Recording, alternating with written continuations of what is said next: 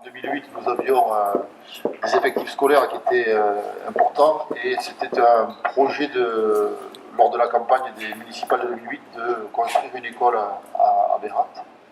Nous avons beaucoup travaillé et réfléchi pour savoir quelle était la meilleure solution.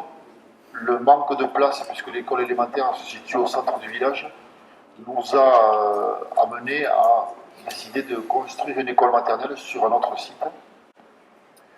Et à l'époque, nous avons mis en place une commission extra-municipale qui a réuni à la fois des élus du conseil municipal, mais également des enseignants, des parents d'élèves, des représentants des ATSEM, représentants du service de cantine, tout le personnel susceptible de pouvoir intervenir dans l'école, le ménage compris.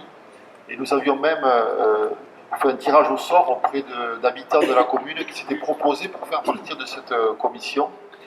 Et de mémoire, je crois qu'on était 34 membres de la commission, ce qui est beaucoup.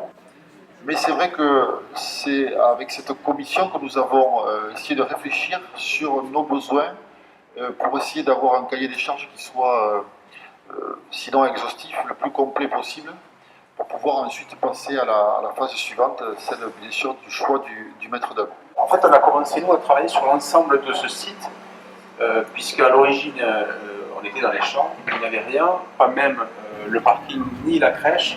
Notre première intervention a été de travailler sur la crèche qui est à côté, sous une maîtrise d'ouvrage communauté de communes du Salès. Et donc nous avons construit ce bâtiment en premier. Alors s'il y a des maîtres d'ouvrage, ils n'écoutent pas, mais c'est un bâtiment qu'on a réalisé exactement en 10 mois et demi, entre la première réunion que l'on a faite pour lancer les études et le jour où les enfants sont rentrés. C'était un challenge qui nous avait été imposé au moment de l'appel d'offres, que l'on a relevé, c'était un petit peu fou quand même. Mais voilà, on avait eu notre première réunion le 10 janvier et le 1er décembre, les enfants étaient dans l'école.